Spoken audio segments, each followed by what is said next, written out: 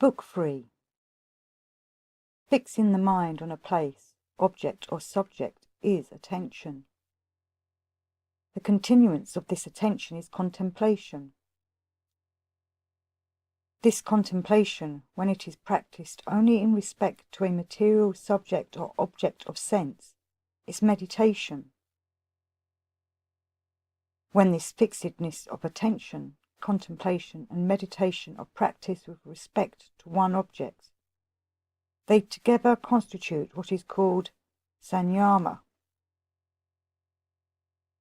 By rendering sanyama, or the operation of fixed attention, contemplation and meditation, natural and easy, an accurate discerning power is developed.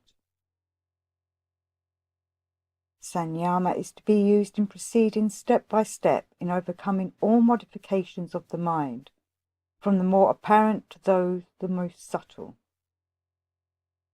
The three practices, attention, contemplation and meditation, are more efficacious for the attainment of that kind of meditation called that in which there is distinct cognition, than the first 5 means heretofore described, as not killing, veracity, not stealing, continence, and not coveting.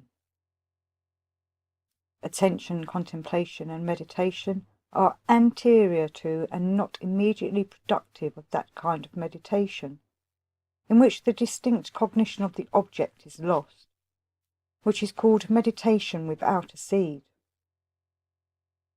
There are 2 trains of self-reproductive thought, the first of which results from the mind being modified and shifted by the object or subject contemplated. The second, when it is passing from that modification and is becoming engaged only with the truth itself. At the moment when the first is subdued and the mind is just becoming intent, it is concerned in both of those 2 trains of self-reproductive thought, and this state is technically called nirodha.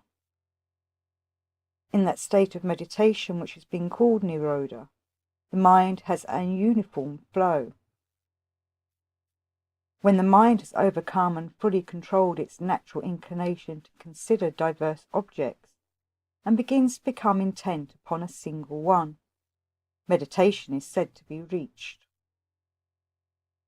When the mind, after becoming fixed upon a single object, has ceased to be concerned in any thought about the condition, qualities, or relations of the thing thought of, but is absolutely fastened upon the object itself, it is then said to be intent upon a single point, a state technically called ekagrata.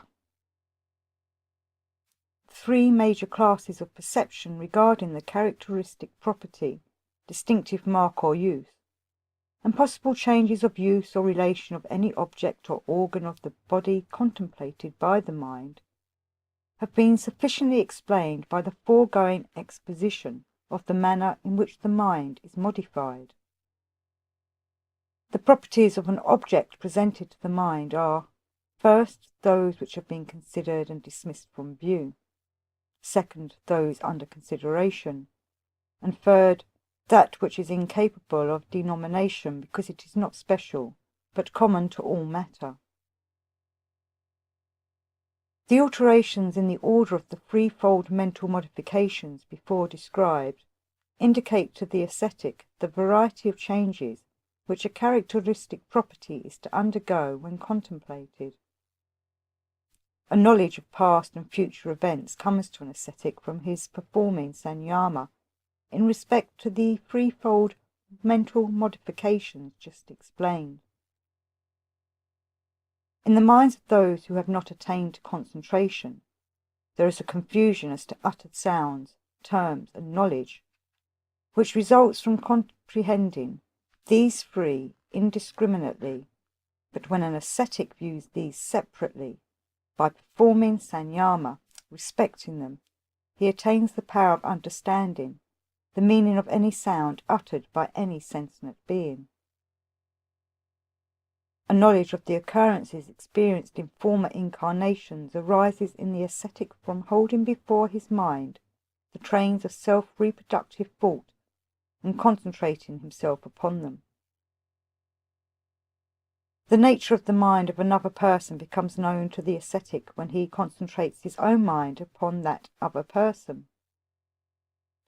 Such concentration will not, however, reveal to the ascetic the fundamental basis of the other person's mind, because he does not perform sanyama with that object before him. By performing concentration in regard to the properties and essential nature of form, especially that of the human body, the ascetic acquires the power of causing the disappearance of his corporal frame from the sight of others, because thereby its property of being apprehended by the eye is checked, and that property of sattva, which exhibits itself as luminosus, is disconnected from the spectator's organ of sight.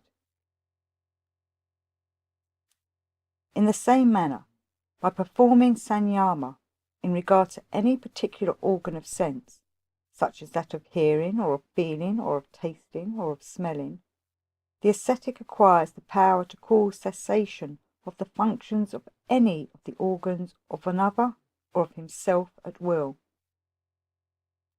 Action is of two kinds. First, that accompanied by anticipation of consequences. Second, that which is without any anticipation of consequences.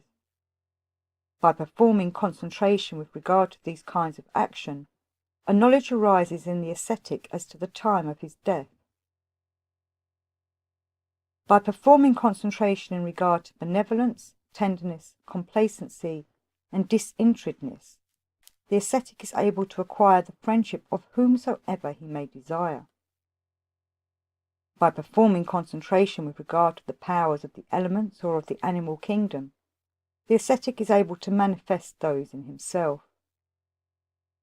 By concentrating his mind upon minute, concealed, or distant objects in every department of nature, the ascetic acquires thorough knowledge concerning them. By concentrating his mind upon the sun, a knowledge arises in the ascetic concerning all spheres between the earth and the sun. By concentrating his mind upon the moon, there arises in the ascetic a knowledge of the fixed stars. By concentrating his mind upon the polar star, the ascetic is able to know the fixed time and motion of every star in the Brahmananda of which this earth is a part. By concentrating his mind upon the solar plexus, the ascetic acquires a knowledge of the structure of the material body. By concentrating his mind upon the nerve centre in the pit of the throat, the ascetic is able to overcome hunger and thirst. By concentrating his mind upon the nerve centre below the pit of the throat, the ascetic is able to prevent his body being moved without any resistant exertion of his muscles. By concentrating his mind upon the light in the head, the ascetic acquires the power of seeing divine beings.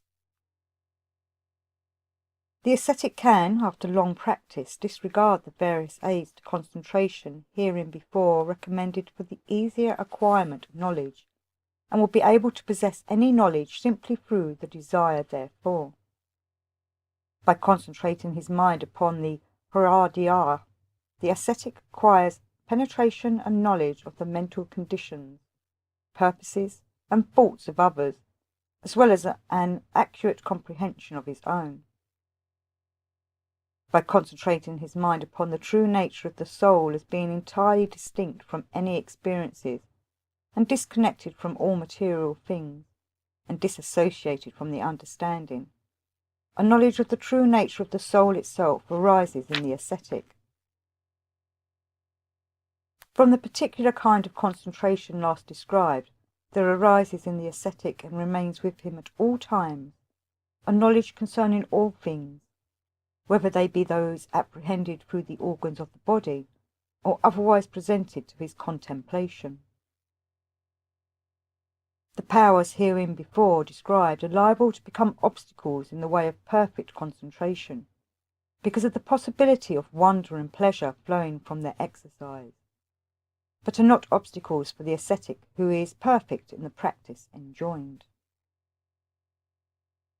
The inner self of the ascetic may be transferred to any other body, and there have complete control, because he has ceased to be mentally attached to objects of sense, and through his acquisition of the knowledge of the manner in and means by which the mind and body are connected. By concentrating his mind upon and becoming master of that vital energy called udana, the ascetic acquires the power of arising from beneath water, earth, or other superincumbent matter. By concentrating his mind upon the vital energy called samana, the ascetic acquires the power to appear as if blazing with light. By concentrating his mind upon the relations between the ear and akasha, the ascetic acquires the power of hearing all sounds, whether upon the earth or in the ether, and whether far or near. By concentrating his mind upon the human body in its relations to air and space, the ascetic is able to change at will the polarity of his body, and consequently acquires the power of freeing it from the control of the law of gravitation. When the ascetic has completely mastered all the influences which the body has upon the inner man, and has laid aside all concern in regard to it, and in no respect is affected by it, the consequence is the removal of all obscurations of the intellect. The ascetic acquires complete control over the elements by concentrating his mind upon the 5 classes of properties in the manifested universe, as first those of gross or phenomenal character, second those of form, third those of subtile quality, fourth those susceptible of distinction as to light, action and inertia, fifth those having influence in their various degrees for the production of fruits through their effects upon the mind. From the acquirement of such power over the elements there results to the ascetic various perfections, to wit, the power to project his inner self into the smallest atom, to expand his inner self to the size of the largest body, to render his material body light or heavy at will, to give indefinite extension to his astral body or its separate members, to exercise an irresistible will upon the minds of others, to obtain the highest excellence of the material body, and the ability to preserve such excellence when obtained. Excellence of the material body consists in colour, loveliness of form, strength and density. The ascetic acquires complete control over the organs of sense from having performed sanyama, concentration, in regard to perception, the nature of the organs, egoism, the quality of the organs as being in action or at rest, and their power to produce merit or demerit from the connection of the mind with them. Therefrom spring up in the ascetic the powers to move his body from one place to another with the quickness of thought, to extend the operations of his senses beyond the trammels of place or the obstructions of matter, and to alter any natural object from one form to another. In the ascetic who has acquired the accurate discriminative knowledge of the truth and of the nature of the soul, there arises a knowledge of all existences in their essential natures and a mastery over them. In the ascetic who acquires an indifference even to the last mentioned perfection, through having destroyed the last germs of desire, there comes a state of the soul that is called isolation. The ascetic ought not to form association with celestial beings who may appear before him, nor exhibit wonderment at their appearance, since the result would be a renewal of afflictions of the mind. A great and most subtile knowledge springs from the discrimination that follows upon concentration of the mind performed with regard to the relation between moments and their order. Therefore, results in the ascetic a power to discern subtile differences, impossible to be known by other means. The knowledge that springs from this perfection of discriminative power is called knowledge that saves from rebirth. It has all things and the nature of all things for its objects, and perceives all that have been and that is, without limitations of time, place, or circumstance, as if all were in the present and the presence of the contemplator. When the mind no longer conceives itself to be the knower or experiencer and has become one with the soul, the real knower and experiencer, isolation takes place and the soul is emancipated.